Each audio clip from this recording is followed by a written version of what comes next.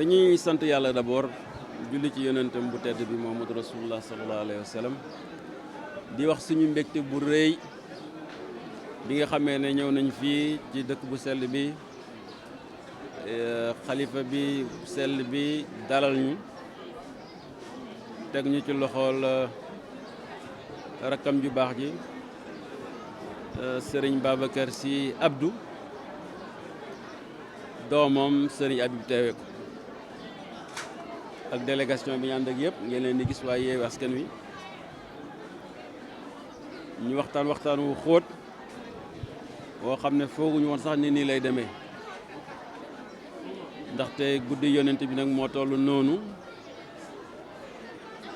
borom bés bi nga xam ne fi lañ jëm moo toll noonu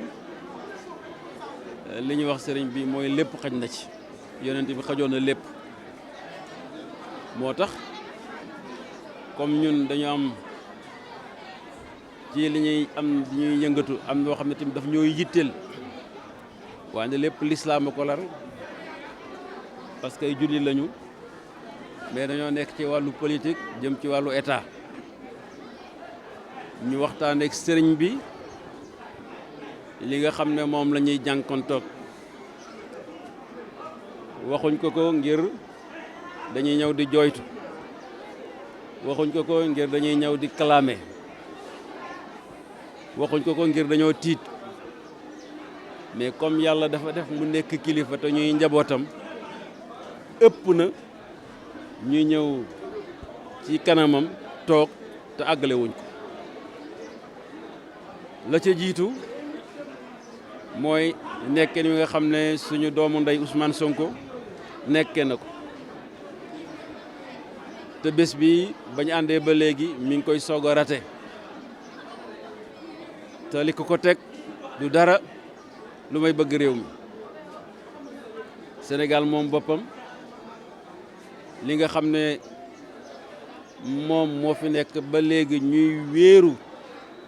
ci bitim réew te war a mën a téye li ñu moom mu di ko ŋàññ di wax ne du yoon boo bëggee dundal sa askan nga dem wéeru bitim réew boo bëggee jox ndox mu sell sa askan nga dem wéeru bitim réew boo bëggee faj sa askan nga dem wéeru bitim réew xam-xam sax boo ko bëggee sàkku nga dem wéeru bitim réew ñu fab administration ne ko li nga bëgg du fi am ak puissance administration dóor ci kawam dax ko inspecteur des impôts et domaines ne ko li nga bëgg du fi am fab force de défense et de sécurité dóor ci kawam ne ko li nga bëgg du am fab le pouvoir judiciaire avec toute sa puissance dóor ci kawam tey ñu ne dañuy tas partim dem ba ne sax moom ci boppam mënatul a nekk candidat ci réew mi te réew mi kenn ëppale wu ko ci réew mi kenn ëppale wu ko ci ñu ne loolu kenn dafa xamul lan la mën a jural réew mi ëllëg parce que koo xam ne fii ay millions ndaw ñoo nekk sa gannaaw am yaakaar ci yow ay millions yoo xam ne africain lañu aussi am yaakaar ci yow dayo boobu bu la ko yàlla defee ñi nga xam ne ñoo yore nguur gi jiiti réew mi am na noo xam ne moom lañ la war a xoolee te moom lañ la war a traité ndaxte muy moom muy ñun waaye Yewwi Askan Wi fi nekk yëpp jàmm moo ñu tax a jóg kenn mosu fee woote taalam réew li ma wax keroog walaay waxat fii réew mi ku ko bëgg a taal yaay takk ndaxte moo sut suñu juddu li fi mag ñi def moo sut suñu juddu te moo ñu ëpp doole ba dem léegi réunion sax mënatuñ koo def Déthié Fall a ngi nii président Déthié Fall candidat à l'élection présidentielle moom suñu siège am mooy suñu siège buñ fa wootee ne def point de presse sax Macky Sall yónnee ñu les forces de défense et de sécurité bu ñu demee siège pur bu Serigne Moustapha Sy mu def la même chose waaw loolu nag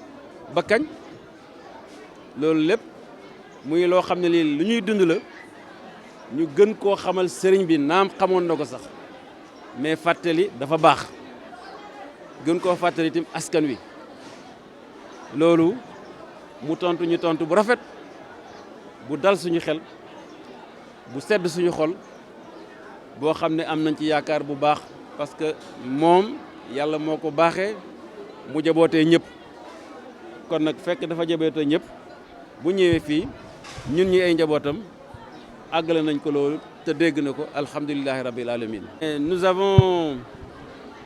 Nous remercions Dieu le Tout-Puissant et prions sur son prophète Mohammed sallallahu alayhi wa sallam. Nous sommes venus en forte délégation de Yewwi Askan Wi à rendre visite au khalife général des Tidjanes, Serigne Babacar Sy Mansour, qui nous a reçus à travers son frère Serigne Babacar Sy Abdou, en présence de son fils Serigne Habib Sy. Nous avons eu des échanges fructueux d'une grande profondeur parce que c'est la nuit consacrant la naissance du prophète Mohammed sallallahu alayhi wa sallam que nous allons bientôt, non pas pour nous plaindre, non pas pour dénoncer, mais tout simplement pour constater avec lui des faits avérés. Et parmi ces faits avérés, il y a la situation particulière de notre frère Ousmane Sonko, qui d'habitude faisait partie de cette délégation. Mais aujourd'hui, tout simplement parce qu'il prône un discours souverainiste pour notre pays. Parce que tout simplement, il prône un discours pour la justice et l'égalité. Le pouvoir de Macky Sall a drainé toute sa puissance, aussi bien de l'administration, des forces de défense et de sécurité, que de la justice pour le mettre aujourd'hui dans cette situation. Et pire, aujourd'hui, il prétend dissoudre son parti et le rayer des listes électorales. Or, tout le monde sait que Ousmane Sonko est l'homme politique le plus populaire actuellement, le plus en vue de tous les hommes politiques, aussi bien du pouvoir que de l'opposition. Parce que c'est une espérance de millions de jeunes Sénégalais, une espérance de millions de jeunes Africains.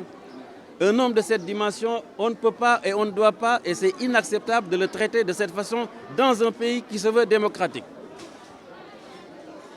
Et c'est pour cela que nous avons échangé avec le représentant du Khalife sur cette question.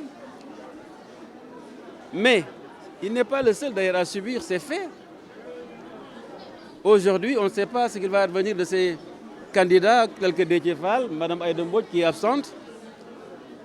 Malick Gakou qui est absent. Il y a une terreur qu'ils veulent abattre sur la coalition Yewwi Askan Wi. Et au-delà, sur millions de jeunes. Et c'est cela que nous sommes venus porter encore à la connaissance du Khalife pour que notre pays, comme l'ont voulu des grands hommes, des saints comme Cheikh Al-Hadj Malick Sy, demeure un pays stable, un pays de paix, un pays de progrès, un pays de prospérité,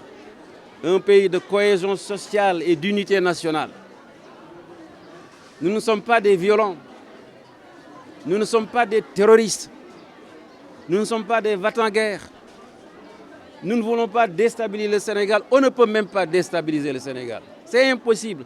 ça ne fait pas partie de notre philosophie et nous n'en avons pas les moyens. Ça ne fait pas partie de notre ADN, il faut que Macky Sall le comprenne. Et Ousmane Sonko est dans cette même logique que nous tous. C'est pour cela que nous sommes confiants que sous peu de temps, il sera libéré parce qu'il mérite d'être libéré et il doit être libéré. Et que nous avons ici confiance que la justice lui donnera raison au sujet de la dissolution de son parti PASTEF, de sa candidature aussi. Et c'est cela la meilleure voie pour que le Sénégal reste un pays stable, de paix et sécurisé. Je vous remercie.